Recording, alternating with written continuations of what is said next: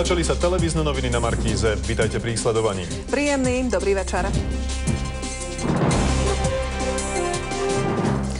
Kamióny v hlavnej úlohe. Prepravcovia protestovali proti mýtu blokovaním pump. Ich zahraniční kolegovia zase upchávali hranice. Pyrotechnika zraňovala aj po novom roku. Dvaja mladíci sa popálili delobuchmi, ktoré im ostali po Silvestri. V Dubaji dnes otvorili najvyššiu budovu sveta. Meria takmer kilometer.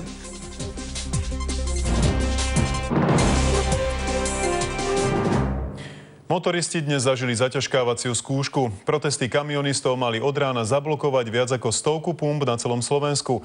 Autodopravcovia protestujú proti elektronickému výberu mýta. Na poslednú chvíľu sa síce snažili blokádu odvolať.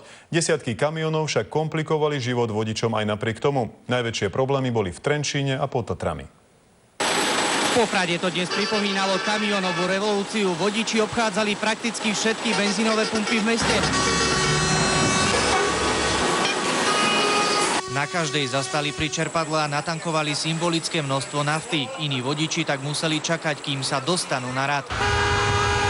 To mýto nás ako totálne položilo. Absolútne nepripravené a šité horúcou ihlou. Krivda sa na nás pácha. Musíme sa postaviť, lebo nás bijú po chrbátoch. Za chvíľu prídu voľby, budú nám sľubovať zase modré z neba. Na väčšine pump autodopravcovia obmedzili svoj protest na zbieranie podpisov pod petíciu. Okrem zmien vo výbere mýta od vlády žiadajú aj zníženie cestnej dane a spotrebnej dane na palivá. Spojením viacerých otázok na jeden petičný hárok získavali podpisy aj od vodičov osobných aut. To je jedno, či sa to týka daní také alebo také, vždycky je to o znížení. Ministerstvo financií už požiadavku autodopravcov odmietlo. V súvislosti s mýtom ustúpiť nemieni ani rezort dopravy. Je to spoplatnenie spravodlivé, to znamená spoplatnenie podľa dĺžky prejdenej vzdialenosti. V praxi to však znamená, že doprava bude drahšia, ako keď dopravcovia platili len raz ročne za diaľničné známky. Či ako sa zvýšenie poplatkov za prevoz tovaru odrazí na cenách v obchodoch, bude podľa ekonómov známe až o niekoľko mesiacov.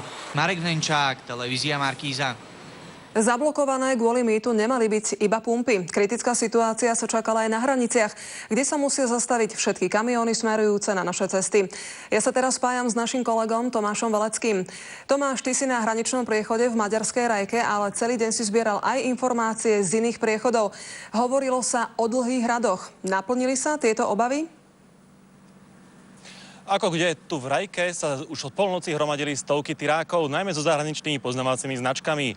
Od polnoci kamionisti chodia si vyberať tzv. Palubné jednotky, ktoré sú potrebné preto, aby mohli jazdiť po slovenských cestách aj po zmene nového mýtneho systému. Kamionistov tu dokážu obsluhovať priebežne, ale s kolegami od skorých ranných hodín sledujeme situáciu aj na iných hraničných priechodoch a môžem povedať, že nie všade je taká ružová ako tu.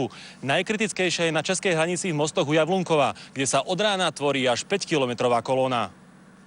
Z Česka sa na Kysuce nevedia dostať najmä poľské kamióny. Ich vodiči musia prejsť niekoľko kilometrov a vyzdvihnúť si palubné jednotky na našom území. Na hraniciach sa totiž prístroje nevydávajú. Najčastejšie chodia taxíkmi. Odbavenie jedného vodiča sa tak natiahlo z 10 až na 40 minút. Kamionisti vo Vyšnom Nemeckom na hraniciach s Ukrajinou sa síce k palubným jednotkám dostali bez problémov, ale v novom systéme majú stále zmätok. No ja neznám, Neviem, ako jednotka funguje, neviem koľko a kde mám platiť. V Rakúsku je to prehľadnejšie.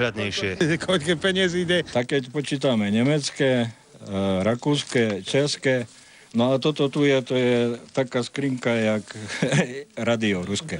To je som nejak rozhodne. Nevedel som vypísať formulár, aj keď bol v ruštine. Nerozumiem tým odborným slovám. Spoločnosť, ktorá mýtny systém na Slovensku prevádzkuje, potvrdila, že o niektorých problémoch vie a že ich bude riešiť. Od spustenia systému za prvé 3 dni evidujeme momentálne v systéme 28 sťažností, ktoré prešetrujeme, analyzujeme. Za prvé 3 dni fungovania naúčtovala spoločnosť SkyToll poplatky pre prvých 8500 kamiónov. Dokopy prejazdili 1 000 000 kilometrov, za ktoré zaplatia na mýte 140 000 eur. Zábavná pyrotechnika, ktorú nestihli odpáliť počas silvestrovskej noci, vážne zranila 2 mladých chlapcov. Do nemocnice v Poprade ich previezli zo Štrby a Veľkej Lomnice. Zábery v nasledujúcej reportáži nie sú vhodné pre citlivé povahy.